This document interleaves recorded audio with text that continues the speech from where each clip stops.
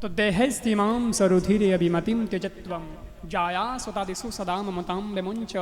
गौकरण जी कह रहे हैं, पिताजी यहाँ संसार कोई किसी का नहीं हुआ है, बस एक ही बात है, परमात्मा अपना हुआ है, इसलिए भगवान को याद करो। पिता बोले, भगवान को कैसे याद करूं गोकर्ण, मेरे मन में भगवान के प्रति ध्यान नहीं लगता है। घर में बैठता हूं तो घर का वातावरण ठीक नहीं है, इसलिए मन भगवान में नहीं लगता है, और मैं चाहता हूं कि वन में चला जाऊं तो मेरी मुक्ति हो जाएगी। गोकर्ण जी बोले, इस भुलावे में मत रहना पिताजी, वन में जाने से मुक्ति नहीं होती। अरे वन में जाने से ही मुक्ति मिलती होती तो शेर तो पैदा ही वन में होता है, हमसे पहले मुक्ति उसकी हो जानी चाहिए थी, हमसे पहले भगवान उसको मिल जाने चाहिए थे। अरे गीदड़ का जन्म तो जंगल में ही होता है, फिर जंगल जाने से क्या होता है, कुछ नहीं होता है।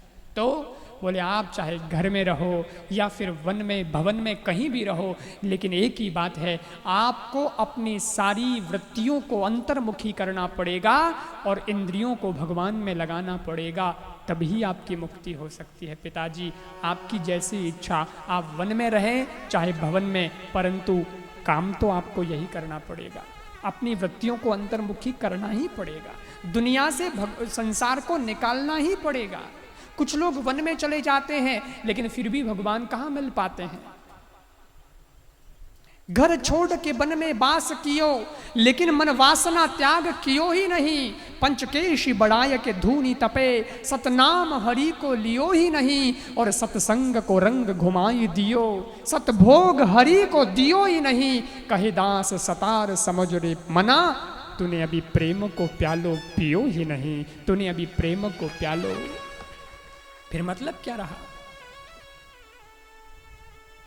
इसलिए पिताजी आपको भगवान में मन को लगाना। एक ही मैं बात कहता हूं, उदाहरण देता हूं कि हमारा जो मन है ना, ये एक है। मन कोई 10-20 नहीं होते, उधव मनन भय 10-20 सूरदास जी बोलते हैं ना, तो मन तो 10-20 नहीं होते, मन तो एक होता है। और जैसे आप इसको ऐसे समझो कि एक म्यान है और इस एक म्यान में एक तलवार आती है, लेकिन जबरदस्ती 2 तलवार डालने की कोशिश करोगे तो क्या होगा, या तो म्यान फट जाएगी या तलवार टूट जाएगी। ये मन एक है, या तो इसमें संसार बैठेगा या इसमें ईश्वर बैठेगा, दोनों एक साथ तो नहीं बैठ सकते।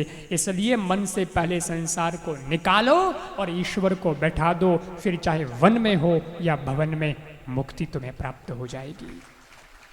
ऐसा उपदेश दिया तो सज्जनों उसी वक्त जो है आत्मदेव ब्राह्मण के मन में वैराग्य हो गया, और आत्मदेव ब्राह्मण ने तुरंत ही घर छोड़ दिया और बोले, अब तो दिमाग और दिल से मैंने निकाल दिया संसार को, अब वन में ही जाना है और भगवान को ही दिल में बैठाना है।